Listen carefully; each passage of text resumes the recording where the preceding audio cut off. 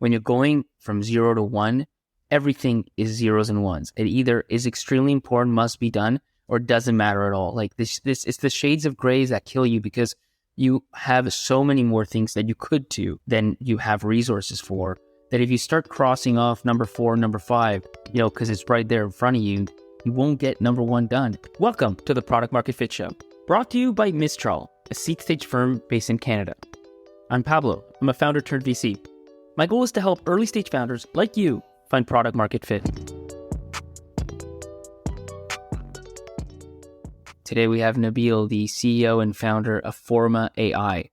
Forma is an AI-based sales compensation platform. They're based in Toronto. They have about 150 employees and have raised over $60 million. Nabeil, it's a pleasure to have you on the show here. Thank you for having me. Likewise, Pablo. Excited to be here. So the topic of today's episode is how to make your first enterprise sale. We'll definitely focus on that 0 to 1 because cracking that is huge. But we'll go through a handful, especially reaching that first milestone of that land and expand, which is super important. And we've spoken a bit about enterprise sales before in this show. Enterprise sales, it's the step function. It's hard to get going. It's awesome when you land them, but it is a mismatch between the startup pace of every day, every week, and the enterprise pace of every quarter, every year, every 5-year plans. And finding how to make that work is a big challenge. So looking forward to dive into all of that.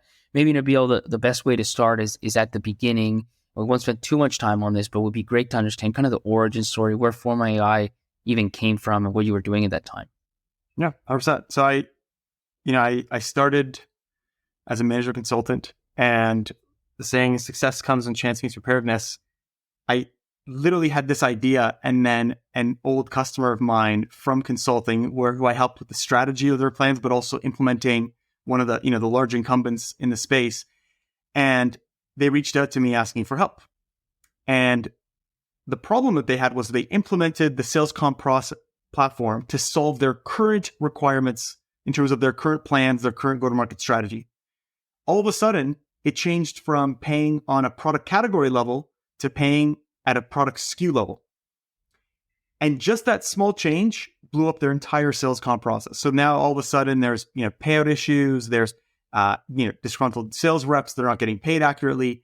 And so they reached out to me because as the person who helped implement the architecture of the platform, I was one of the single sources of truth in terms of how to fix it and how to make changes. And maybe just for those that haven't been like deep in sales, like just an example, if you could extend on that idea of the product category products, besides, there's salary and then there's bonus, right? And what are the sort of nuances that make the variable components so complicated? Yeah. So it's a great question. So if you think about on the salary side of things, the reason why payroll for the most part gets paid accurately is because it's not changing, right? I set my salary, unless there's a raise or promotion, it's pretty static. The problem with variable is every month, it's what's static is the set of business rules, but every month new data flows in and it gets processed according to these business rules. So for most sales reps, it makes up at least 50% of their overall pay. So 50% of your livelihood is made up of this variable component. In some industries, it's as much as 100%. There's a lot of I would say you see that kind of 100% commission on either side. The kind of the small entry level door-to-door sales in the early stages of their career, or in late stages of some med products is a common area where it's 100% commissions is not uncommon because they're large enterprise deals and the reps that are capable of doing those want as much stake. Every month the data flows through and then the business rules are applied, right? So, okay, this product falls into this category. This category gets paid at 10%. This product falls into this category, so on and so forth. What territory do you have? I cover mid-market. So therefore, these accounts fall into my profile. Oh, but this rep is a specialized product rep that overlays all the reps in this region for just sales of this product. We both get credit. We just get paid at different rates. So the logic, a typical organization with 1,000 reps is typically managing upwards of 10,000 business rules for an annual plan. Wow. And so when you think about it, there is complexity. It's complex. It's a mathematical problem. And that's why historically everyone's focus area was, how do I make sure I calculate accurately? Not how do I create the best incentives and design the best outcome? Got it. So this customer that you'd helped as a management consultant in the past comes to you, and you're at Spoonity at the time, right? You're still working full time. Yep. And so what transpires there? I mean, it's interesting. So, the opportunity came and I spoke to Max and I said, look, I'm being asked by, the CFO to come in and help out on this problem. And it's, in an early stage of my career, like it's hard for me to say no. It's an opportunity of a lifetime that I've been given to kind of support. And initially it was a consulting engagement that was very much part-time. And so I kind of supported Spoonity while I was in it, helping them out in this part-time fashion as a consultant. And then it was about 8 months into supporting them. I had supported them, helped them stand up, hired a new team member to kind of take it on, train that team member in the background. Again, in this while in the background, I'm working and supporting at Spoonity. And so, at one point, it was very obvious that there's a much bigger opportunity. And so I had the opportunity to pitch my idea to, so this was Suzanne Schatkit, that at the time, the CFO of Stryker Canada. And I pitched her the idea, and she got the bigger vision. I mean, like I have to say, like I think no one, I can't say this enough. Like the amount that I owe her, both professionally from a personal perspective. I mean, like my life changed because she saw the vision, she saw the problem as well as I did. I mean, your earliest customers are just as big of visionaries in the enterprise space as you are, because they see the problem and they put this solution together. I mean, I look back and I'm like, Suzanne took a career limiting risk. If we failed to deliver, I can't imagine the amount of pressure and impact it would have had on Suzanne. That's what I think. And it's hard. It's easy to miss that as a first time founder selling, especially in enterprise where the path of least resistance, the thing that just keeps you up the ladder, is not doing these crazy things, right? Like this can it's just so asymmetric. It can totally derail you if it goes south. If it goes well, maybe you're seen as a hero. Maybe it's just, good on you sort of thing. Right. And so that's not easy. You really need to find the right person at the right time to see it. Right. And that's why, serendipity plays a large part, and talking to a lot of different people plays a large part in that, because not just because a thing has ROI doesn't mean everybody's going to give you a shot. Yeah. I mean, especially in those early days, I mean, there is a lot of risk, right? You're kind of beginning this journey with a ton of unknowns. And, you start out, and I started with an advantage, right? I knew this industry in and out. I worked with a ton of customers from numerous industries. So at that point, it's not like I had this idea because I felt the pains firsthand in a very isolated environment.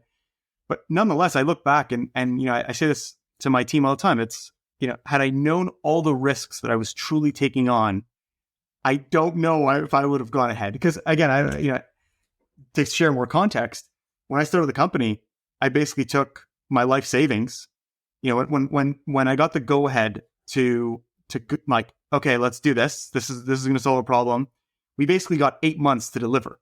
So it was September 2016. If we build the product and roll it out by April 2017, then they wouldn't renew their contract because their contract was expiring with an incumbent, and they would switch over to Forma.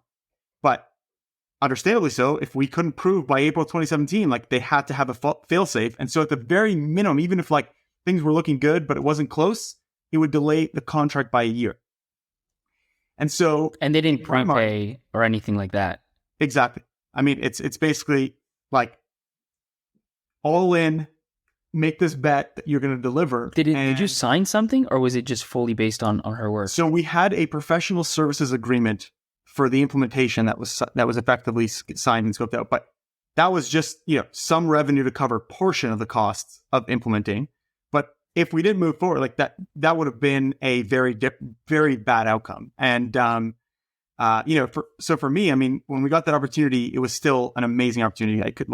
It was not something like that. Go ahead in September was a game changing, right? So that happened, hired a team. By October, it was 3 developers and myself.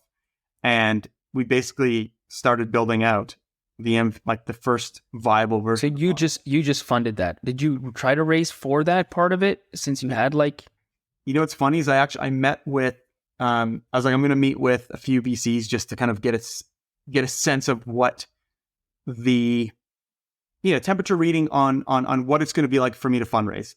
And so I met with a few local VCs in Canada. I think it was like maybe 4 or 5. And I got 2 things from those meetings. One was that there was buy-in into the idea and the vision, but I saw that it was going to be harder to it's a complex, nuanced problem, and to explain the approach that we're taking was going to require some education. Yes, I had some credibility in the sense that, I worked as a consultant in the space, but it's not like I was a second-time founder and I could just command a term sheet without anything. So I knew that it was going to be harder to raise.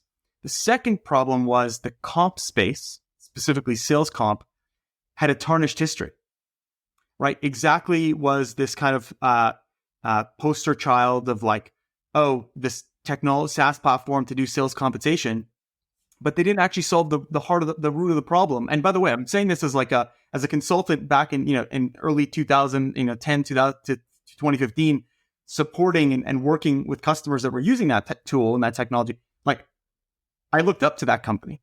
And did you, now looking back, obviously at the time, I'm sure if somebody would have said, here's $1 million, you would have happily taken it. But now looking back, was there an upside to not having, in that period, to being fully bootstrapped? Yes and no. Like the benefits were that we worked on, I wanted to say, like, our schedule, and our schedule was aligned with the customer outcome. So I think we ended up building a better product because for the first 3 years I bootstrapped, the only thing that mattered was our customer, because they were the ones that were effectively footing the bill. And so if they're not happy, we're not happy. And so that created a very good alignment of the outcomes. I mean, it's interesting. One of the things that you'd get early on in enterprise sales is this big gap in like the size of the business you're selling to and the size of yourself. And one of the things I constantly had to reiterate is you can't, you're afraid of us failing. But if you are going to put us in a position to sign a contract that is doomed for failure, it's a self-fulfilling prophecy and the risk that comes with that. So, I look back, because of that alignment, it ended up creating a very good mutually beneficial relationship with all of our early customers. It fed directly into product design and build. But on the converse side of it, I think it pushed us to make decisions that were very financially focused on the operations and the back end side. And so there are certain things that, you end up working harder, you find shortcuts. And in some cases, it creates an amazing culture. In other cases, you take a hit and you have to course correct when you start having access to capital, because you start making better investments. And so, especially as a first-time founder, second-time founder is maybe a little bit different because where you shouldn't kind of cheap out or where you shouldn't take away money from. But as a first-time founder, I think there are some mistakes for sure that I made. I ask this because I do think in the early days, it's underestimated just how helpful it can be to be bootstrapped. As painful as it is, it forces you actually have no choice but to prioritize the absolute must-do, must-have things, and kind of let everything else fall by the wayside. And there's obviously, you have to pay for that in the future, for sure, refactoring and different sort of things that you might have, not done properly the first time around. But you protect yourself from getting lost in the noise, right? Because the noise can't matter, because you will die tomorrow, right? And so you don't have that luxury, and there's something to that. Yeah. I mean, again, I like to kind of give to share a story of like what it takes to actually get through those 8 months and the kind of that focus. So we're on the like basic. So there was a critical decision point that we had to make, and it was, do we support from a roll up? There's a decision about how we went about the rolling out of the platform. Do we wait until April and then roll it out as all one big rollout, or do we break up the rollout and do the first version of the rollout in January, or for January commissions, which would be February, and then do the second stage of the rollout? And so we made the decision to do the February rollout, the stage rollout. So this is February 10th, I believe. So this is like the deadline for us to ship was February 13th. And on February 10th, like and just again to give you an idea, for 60, I founded the company out of my house. So we basically started my dining room table. After we grew past 5, took over my living room. And basically by the end of the bootstrapping days in early 2020, we got up to basically 23 people. So the whole house was basically an office. Basement, like the whole house except for my bedroom and ensuite washroom. It's like, I look back and I'm like, it's the funnest times I've ever, you always look back with like such a fondness to those times. For the month of January, middle of December to middle of February when we did that launch, it was nonstop work. Like there was never a moment. I would sleep, to give you an idea, we'd kick off we deploy like a new feature, or we'd like do a new release or kind of merge something into production. And then we kick off the commission processing as a test. And it would take about, at that time, it would take something, in some cases, some of the changes may take an hour and a half to 2 hours.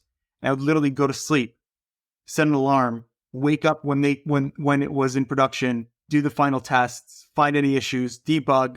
At the time, my VP of engineering, Jason, would basically have his like phone on full blast. I don't know how he did it with his fiance and she was okay with it, but literally would pick up at 3 a.m. I'd be like, these are the issues. We need to like get this done. 5 o'clock, we deploy. I sleep for another 2 hours, wake up. And that's how we operated for 60 days. So up until that moment, I used, I'd go to the gym like multiple times a week. Actually, you'd have like some sort of social life. For 60 days, I basically barely left my house and it was like heads down working. And I share this because we had 1 or 2 rituals that we kept as a team that were like sanity. So on Monday morning, we'd go for a breakfast as a team. There's like a diner pretty close to my house. And then we'd go for a lunch every Friday. And that was our like one time to like disconnect for like an hour. So that Friday, February 10th, we're feeling good. We're like, the finish line is within sight. Like we have like, it's a ton of work. We're not going to sleep, but it's there and things are looking good. We get in the car to go for lunch. We actually get hit by a 18-wheeler. Oh, wow. So it's like a decent sized accident. It wasn't like no one got hurt or anything, but it's one of those things where the first thing that like, it wasn't bad, the accident was damaging to the car, but it wasn't like, oh, people are hurt. So looking around, as soon as like you realize it's just the car that was damaged, the first thing that came to mind was like, oh my God, we don't have enough time to get everything done. And literally had to basically, like, I got out of the car and I was just like, give me your information, I'll deal with it later. I should have like clued in that the person was like, oh, don't call the police, I'll pay you cash. It turns out that they were an unlicensed driver with no insurance driving an 18-wheeler through downtown Toronto, which I can't even like believe it. I ended up reaching out to Cisco Foods, because it was the Cisco Foods truck. Oh, wow. And anyways, funny enough, I ended up covering the full cost of that car accident. And I look back and it was still the right decision because we literally made it back. Like when we launched on February 13th, it was with maybe an hour to spare. I mean, it was a really successful launch, but it was one of those things where, that relentless focus of like, it doesn't matter. If I stayed there, I would have saved maybe, $10,000 for the car accident. I would have potentially, had a much worse outcome for the business and it would have been. I couldn't agree more. And this is the thing, like you can look at this as just, it's a funny story if so, but really it's a lesson because the thing is, this is maniacal focus and this is what it means. And I think when you're going from 0 to 1, everything is zeros and ones. It either is extremely important, must be done, or doesn't matter at all. Like this it's the shades of grays that kill you because you have so many more things to do that you could do than you have resources for. That if you start crossing off number 4, number 5, because it's right there in front of you, you won't get number 1 done. And having focus means this kind of weird stuff happens. Like something that everybody would consider, oh, you got to deal with the accident. I mean, what's wrong with you? It's like, well, actually, I don't, because this is my thing. Like my thing is getting this thing shipped on time. And if I do that, then the rest will take care of itself. And if I don't, nothing else matters. Right. And I think aligning on something like that is extremely powerful. Very few founders can do it. And in general, I think that's a superpower of startups because getting more than a handful of people to be that focused about one thing is damn near impossible. Yeah. I mean, it's 100% right. Like a very quick example of that is when we started the company, it was a numbered corp. didn't even have a name. So the first, 4 people that joined the company, they joined a numbered corporation. That's what we were signing. And it was only at the point where we were about to hire like a few more developers, where Jason was like, it's going to make it a lot easier if we have a name. So you should start coming up with a name, because hiring, more broadly to a numbered corporation is going to get a bit more interesting. But again, at the time, it doesn't matter, right? What's the point of having a name if your business is not viable and is not going to be successful? 100%. So you ship this. I'm curious what happens at that point. Did you already have like pricing pre-negotiated? Did you know what would happen if they liked the product? Like where did they so we had kind of aligned on those terms, and that was kind of like the kickoff in September. Was we had aligned on the terms and the pricing. We just had to hit those milestones. So you kind of close that customer. Are you already before that trying to get new customers, or like what? Or do you now service that customer for a while? So the first 8 months was just getting to launch. As soon as we got to launch and everything was, and again, it's a big change. Like there's a lot of change management, getting feedback. There's hiccups along the way for sure. But but once we deployed it and launched, I mean, one of our customers specifically, Suzanne actually said this. She's like, the silence was deafening. Like when we rolled out the final version of the product and got into field, like the sales team just went from like constantly complaining about sales comp to just it working. And so really there's zero focus for anything else except getting to that launch. After that, how much back and forth, so just on that, how much back and forth was there through those 8 months just for you to hit it? So I know it's not perfect. I'm sure you have to iterate a lot, but you got to a pretty high bar on first delivery. What did you do right before that to get there? I think we spent a lot of time during the implementation, like ingrained with the customer. We were part of every single communication to the reps. Like in the first 12 months of that customer, like of I would say like the beginning, that whole year, right? Because effectively like the 2017 year, every single sales rep in that like in the teams that we deployed to had my cell phone number and would call me, and I would answer questions. And like it didn't, basically was like, to make sure we got to success, we had to be as close as possible with that organization. So I think that when we pushed something out, it was like pushing it out for ourselves. So we knew exactly what we were expecting and what we wanted to see. It wasn't, we tried to remove the broken telephone of customer wants something because, their team needs it. They translate it to us. Then we translate to engineering. It doesn't work. It's like, you have to be in there with the reps. You have to be in there with the sales team. Basically, at this point, we had sold a customer that we had a ton of credibility with, because I worked directly with them as a consultant. I had proven my thought leadership in the space, proven my ability to execute. And so it was a big step for them to take, like a big bet for sure, but it wasn't as big as, hey, we just met this person through an outbound email or an intro. And so getting the second customer was very, very hard. I mean, we spent, I would say, a solid year trying to like push and get into the second customer, because we're going in and we're pitching this radically different idea about sales comp. And we're pitching this very radically different approach. And yet here we are, the small startup with a handful of people working out of a house. And what's the ROI that you're pitching, especially in that first year? So the ROI was a cost savings of your process today actually requires so many different resources across the organization to make any change happen. It's kind of, the way to think about it is today compensation, it's operating in a very waterfall-like fashion, similar to kind of how DevOps used to operate like 20 years ago. And in order to enable the organization to move in a more agile way, you need to go to an agile methodology where every task is operated through a workflow. And so Forma is effectively this platform that helps orchestrate change and makes these businesses more agile. And by doing so, we're able to kind of push and nudge them in the right direction of what incentives to roll out.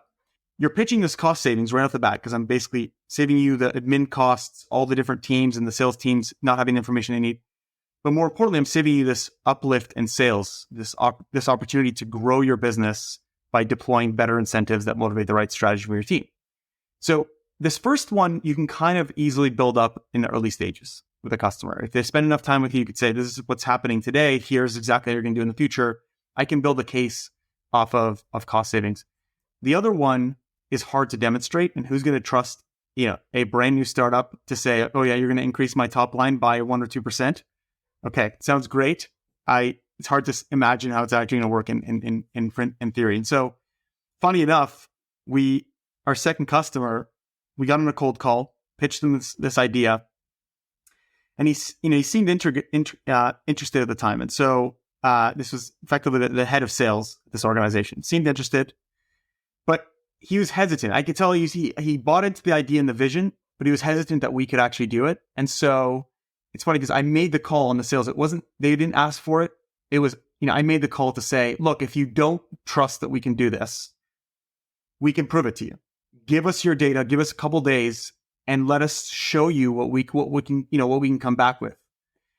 And it's funny, I look back and I'm like, I'm glad I went out to say that, because I basically volunteered to do this free work.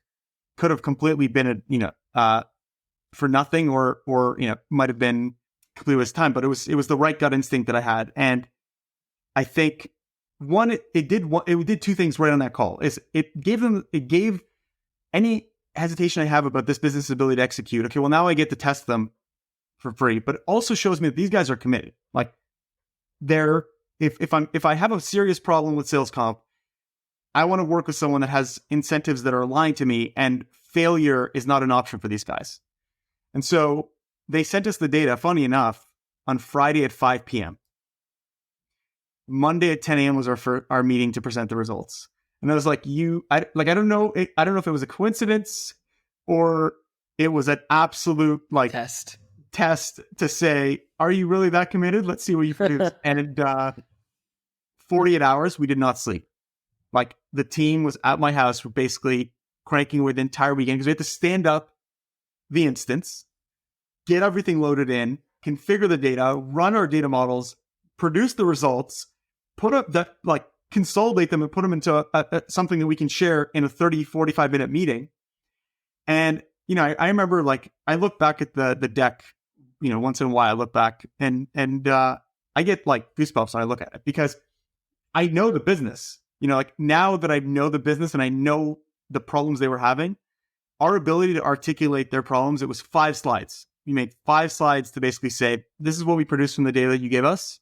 And this is what, you're producing how their incentives should work, or you're producing what exactly is in those slides, sort of thing? Yeah. So the way to think about it is, when we ingest, we take our customers' data, we map it to our platform. And so what we built within Forma is no different than what we did as consulting, where you have a framework for solving a problem. So you have this algorithm that you load in, but instead of doing it in Excel for every customer one-off, we basically have this unified data model, and then we run these algorithms on all, anytime there's a customer instance, you can effectively choose which algorithms you want to run or data models you want to run to produce results. So the outcomes of those is effectively a benchmarking of, here are the correlations that are, that or insights that show that this incentive is working, this one is not. This is a problem with your, with how the behavior you're driving from this incentive plan versus this one. And here are tweaks that could potentially change it. So it was effectively kind of a readout of, how is your incentive comp strategy aligned with your business, and where are the big gaps and what are the implications? And so it was, 5 slides highlighting. And I look back and I'm like, they didn't give us any information outside their data, but just what we were able to come back with. And I'm saying this because sometimes, you're on the edge and I'm like, oh my God, are they going to say yes? We left that meeting, we had no idea if they're going to say yes or no, not. And, but I look back and I'm like, there's no way they wouldn't have said yes, after producing that. And so when we did get the first signed agreement, it was still a consulting agreement. So it was effectively, okay, look, we're not sure if we want to use you guys for the full platform, but if you're willing to do a professional services agreement with us to help us redesign our comp strategy, leveraging your platform for a short-term period, we're willing to do that. And I remember thinking, why would you go with us instead of, because they were having some significant challenges. I mean, they were over budget on comp and all kinds of things. And so it's I'm surprised that a board of of 100 million plus revenue organization is willing to let this small startup support this. But again, looking back at that deck, the capability, what we proved that we can do in just 48 hours is if these guys, they're willing to die to make this happen, these are the kind of people that I want to have on my side solving my problem. And I think this kind of goes back to like, I've told this to other founders. It's like, you need to build up that level of credibility, because the people that are giving you that chance are betting sometimes their entire careers on the choice that they make. Those like the visionaries that are willing to buy in, they have a lot more to lose. Like, what did I have to lose? I mean, I was in my 20s. It's not like worst case. It's an amazing lesson experience. I learned a ton. I go apply it to another company. I go work somewhere else.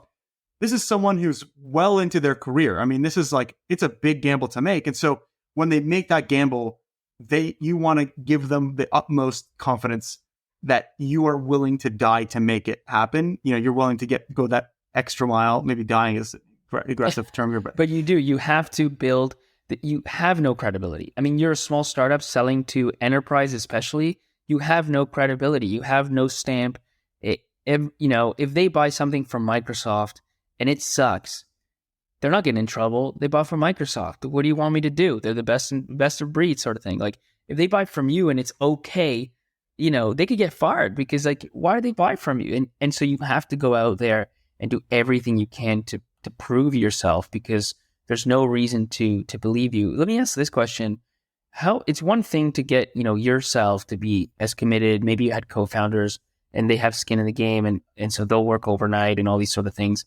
When you think back, like, how did you get your employees, your broader team, to be so committed, to be able to, work 48 hours across the weekend to make something like this happen? I mean, I feel like, I've said this to a lot of the team members that we've hired over the years, but, and I don't feel like it's changes to extent that much. I mean, we're still kind of early in the vision of where we want to go. And so to me, it's every employee you bring on in those early days is a founding pillar. I mean, like, you think about like a founding team. I mean, like, you hire the foundation and everything gets built off of that. It's a hard question, right? Because like, how do you do it? I mean, we did it by all buying into the vision. We did it by celebrating even the little wins together. Like, I look back at the way that we operated in that house, is like, every win was a team win, and every difficulty was a team difficulty and challenge. And so, what about the type of people you hired? Like, and this is maybe kind of silly, but like, how much did you go for young and scrappy versus experienced and proven? Was that at all a factor? I'm talking your first 10 hires or so. Yeah, first 10 hires. I would say they were all more entrepreneurial and like high potential, younger, and I'll explain the way kind of that I would look at it. The profiles of the first 10 people for sure that we've hired, I mean, even in the first 20, 30, I would say are individuals where I think they knew that they had the capability to perform up here, or they had the confidence to perform at this level, but under a normal career trajectory, they would only be able to like perform at this level. And so you're basically saying, I believe that you're going to get there, and I'm going, I see the potential in you, and I want to bring you in, and we're all going to do this together. And we all have to learn and grow, or we all fail together. And and I say this to the team, even for myself, like, I'm as a CEO today, I look back and I'm like, 5 years ago, I wasn't a CEO. I was an individual contributor. I was just, we're all working together. And like, we all have to scale. And I think about myself the same way. In 2 years' time, am I going to be the CEO that's running this company? I hope so. But if I can't scale myself, if I can't continue growing, I might not be the right person, right? And that mentality is the type of profile that you need to hire for. It's the individuals that are not okay with going the standard career path route. They're willing to fight way above, above their weight class, or punch above their weight class, as they say. And so every challenge presents itself as an opportunity to demonstrate and grow. And I think the biggest thing, when you look back and we kind of see the challenges that we overcame, it was very important to set, as a team, everybody knew this is the challenge we need to overcome. And once we overcome this challenge, it unlocks X, Y, and Z, and it's going to be these next challenges. So it was one of those things where I had a common saying that everyone, would joke about for me and what they'd hear at the office was, we're so close. And I would constantly say that because we were so close. We were just so close to the next objective and the next objective and the next objective.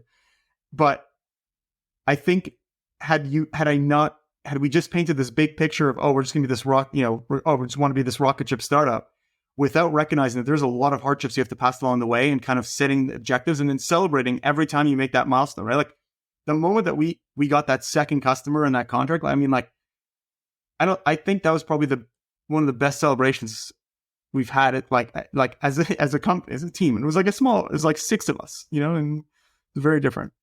I think, and I'll go on a small tangent just here, but especially for a first-time founder, I mean, if you're a proven founder, then this may or may not apply, but for sure, for first-time founders, and you're thinking about your first 10 or 20 hires, I think you strategically have to go for the really high potential, unproven, more early types. Those are the people where you can get, it's not just bang for your buck, but where you're really going to get actual A+ work and effort, versus thinking that you can hire the proven, experienced. It's just, if that person's coming to you, they're probably not, at the level that you think that they are, versus the ones that just have been overlooked. They're kind of at the cusp, and they don't have enough track record for someone to say, oh, you're legit, and you give them that shot, right? And then you get a lot of it, and they get it. Like, that fit is just ideal, I think, for that stage. And within each of the categories, I think the fundamentals need to be there. So you're looking for someone that knows the fundamentals, but maybe they haven't executed on every part of it. Like, to give you that, to kind of step back, I think I didn't have experience scaling a company to where we are now. But my experience and knowledge within the sales comp space, combined with my experience technically in my past, and like whether it's coding and programming, kind of understanding the technical infrastructure. Had I not had those two things, it would have been, for sure, I don't even think we would be here today, even if I had that idea handed to me on a silver platter. But the areas where I learned were things that were not required for the success of the role. And it would be the same thing for the early people. It's like, hire the high potential, but they need to have some sort of grounding framework for foundation for the area that they're going to take over and scale. Makes sense. So maybe just to wrap up, let's talk about this kind of not your last customer, but the last customer we'll talk about, which was an important milestone, because as I understand it, it was kind of this land and expand opportunity, which obviously is a big kind of threshold to cross, especially when you're selling to enterprise. And maybe tell us a bit about that. And you shared a story about what it took to get there, literally. It would be great for you to share it. Yeah, no, 100%. So at this point, we're kind of starting to get, I think we're on the cusp of starting to feel a little bit more of the momentum in the flywheel. But nonetheless, every customer, especially when you go after enterprise, every customer means a big deal. Well, this was an opportunity that came up, and effectively this would be selling into one business unit of a multi-business unit, large organization. So this is a year after. This is like year 2. So this is a year after we've now sold into the second customer, the first professional services agreement. We're just on the cusp of getting them to switch over to the full licensing. And now we get this opportunity. And, we present the vision. We get the buy-in from the senior stakeholders on the vision. But it's not like, we don't officially have a fully signed contract, and it's close. It's not there. And so one of the final meetings was to go into one of the smallest divisions, the smallest business units, and present and kind of potentially kick off the project. And then right from there, that would be the kind of the final decision point. And this was in February.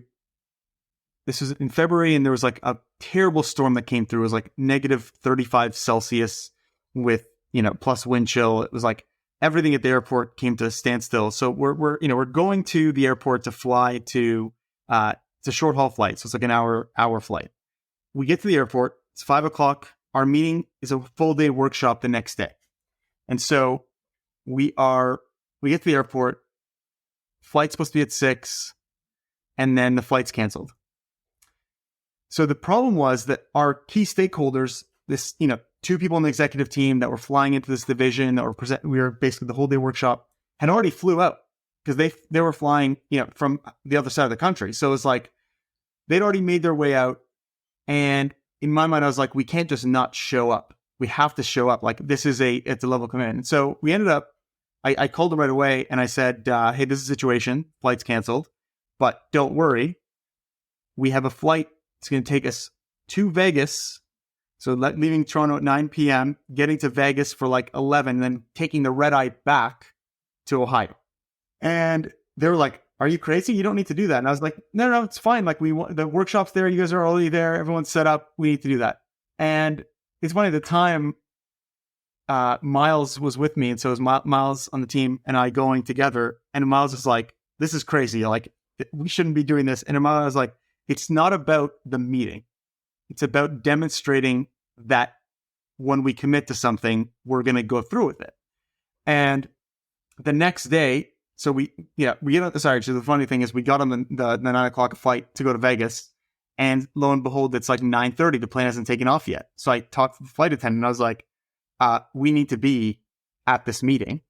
And if I miss my connecting flight in Vegas, I'm not going to be at this meeting. It's going to be worse for me. I'm going to be in Vegas, not where I need to be in Ohio.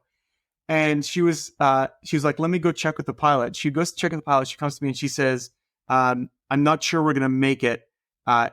Maybe you should speak to the pilot. And so I actually end up going up. I get brought into the cockpit of this plane. And the pilot's like, you know what? We're not going to make it. But normally we wouldn't let you off the plane. But I understand your situation. And, like they actually let us off the plane, which is crazy. So then we have to go, if you know the Toronto airport, you got to check into U.S. Customs in Toronto to go into the U.S. And so now we have to go back through customs back into Canada.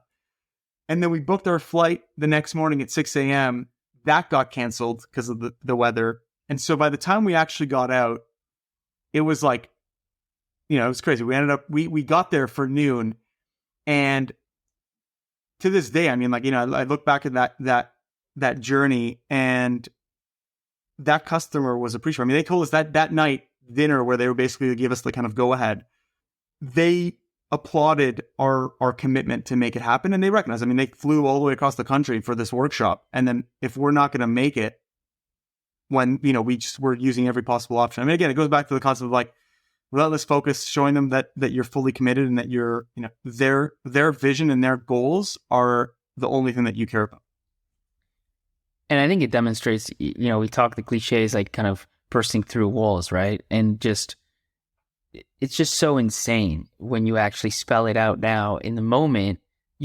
What it demonstrates is you're in the mindset of this is the thing that needs to get done, and there's just no way it's not going to get done. And it's not like that day you woke up like that. Clearly, this was the mentality that you had, which obviously kind of permeates into the rest of the team of there's no such thing as, saying we're going to do this and then not doing it because this happened, because that happened. There's always going to be stuff between you and the thing, but we're the type of people that break through it.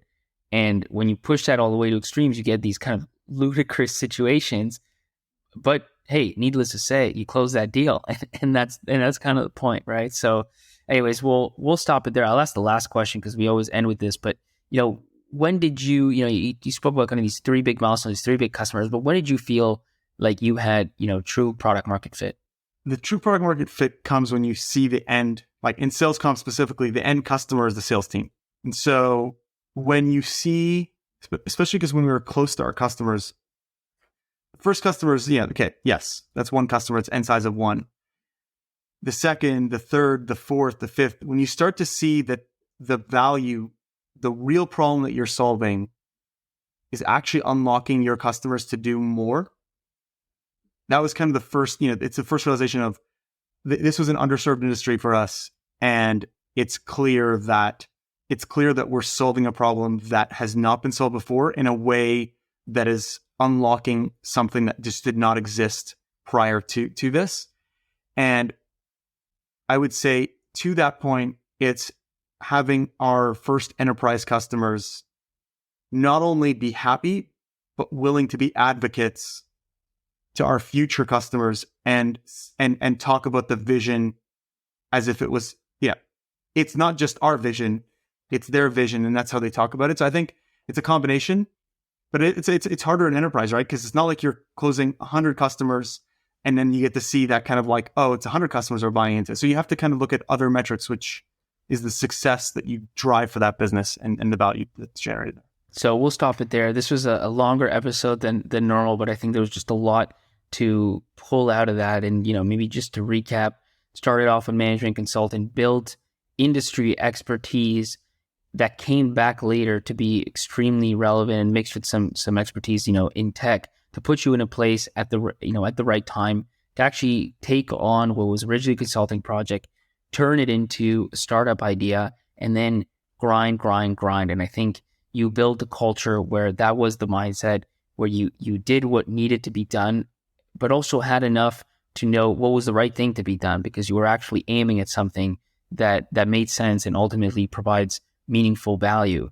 And you close sales. And and it took a while. By the way, like, this is a, hour less an hour episode, but we're talking about each step of the way. Each big milestone was a year apart, which is traditional of and typical of enterprise sales. You push through it, and now you must have dozens and dozens of customers and on to plenty more. So really appreciate you spending the time with us. Thanks a lot. Absolutely cool. No, thank you for having me on, and really enjoyed the conversation. Thank you so much for listening all the way through. It's been a pleasure having you here. Make sure to subscribe so you don't miss the next episode.